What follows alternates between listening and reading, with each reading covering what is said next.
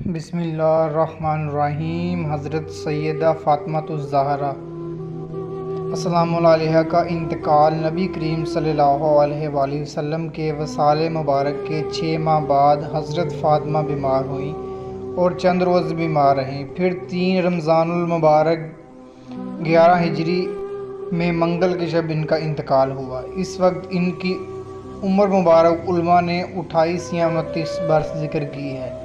حضرت فاطمہ سلام اللہ علیہا کے سن وفات اور ان کی عمر کی تعیین میں سیرت نگاروں نے متعدد اقوال لکھے۔ سیدہ فاطمہ کے وصال مبارک کے بعد سب صحابہ کی خواہش تھی کہ ہم اپنے پیارے نبی حضرت محمد مصطفیٰ صلی اللہ علیہ وآلہ وسلم کی پیاری صاحبزادی کے جنازہ میں شامل ہوں اور اس سعادت عظمیٰ سے بہر اندوز ہوں۔ حضرت فاطمہ الزہرا کا مغرب کے بعد اور عشاء سے پہلے وصال مبارک ہونا علماء نے ذکر کیا ہے۔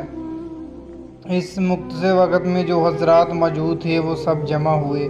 حضرت فاطمہ کا غسل۔ حضرت فاطمہ نے قبل از وفات حضرت صدیق اکبر کی زوجہ محترمہ حضرت اسماء بنت امیس کو یہ وصیت کی تھی کہ آپ مجھے بعد از وفات غسل دیں اور حضرت علی کی ان کے ساتھ معاون۔ چنانچہ حسب وصیت حضرت اسماء بنت امیس نے آپ کے غسل کا انتظام کیا۔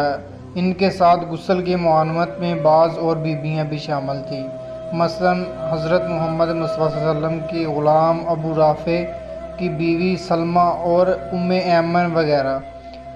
حضرت علی اس سارے انتظام کی نگرانی کرنے والے تھے۔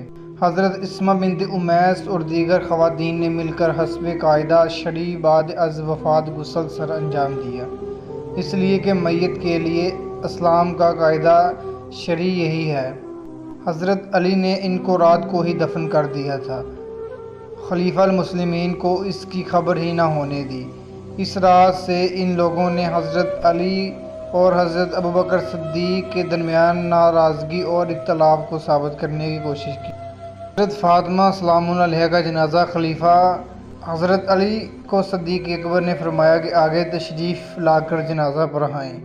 جواب میں حضرت علی نے ذکر کیا، آپ خلیفہ اول رسول اللہ صلی اللہ علیہ وسلم ہیں، جناب کی موجودگی میں میں جنازہ پڑھانے کے لیے پیش قدمی نہیں کر سکتا۔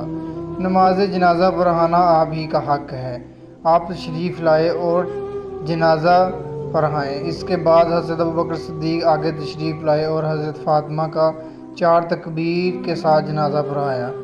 باقی تمام حضرات نے ان کے اقتداء میں نماز جنازہ ادا کی۔